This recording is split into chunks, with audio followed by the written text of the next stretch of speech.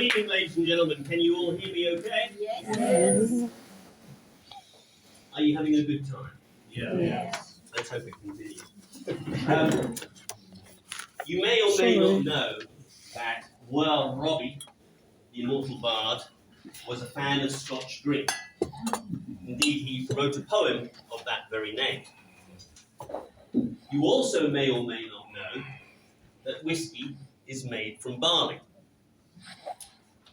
Burns took barley and turned it into a person, John Barleycorn. And through John Barleycorn, told the story of whiskey in the song that I'm going to sing. But beware, ladies and gentlemen, it is a story of murder, torture, dark deeds, and heroism. So, ladies and gentlemen, I will need your help to get through this song, on account of the fact that A, it's a terrifying tale, and B, as my wife will tell you, I have a terrible sense of rhythm. So, if you can help me by either lightly tapping your feet on the floor or your hand upon the table, you will help me to get through. There's a good chance I'll forget the words, so we'll have to start again a couple of times. There is one verse that is quieter, and I'll try and signal that by putting my fingers. Anyway, one last thing. Please make sure that your glasses are filled, because after the song, I will be asking for a toast. So, ladies and gentlemen, I give you John Barleycorn, a ballad. There was 3 kings into the east, 3 kings both great and high, and they made a solemn vow John Barleycorn should die.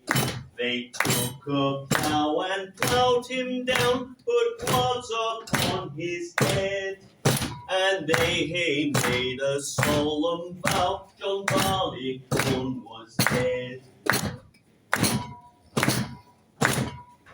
But the cheerful spring came kindly on, and showers began to fall. John Barleycorn got up again, and saw surprise them all. The sultry suns of summer came, and he grew thick and strong. His head wheel armed with pointed spears, that no one should him wrong.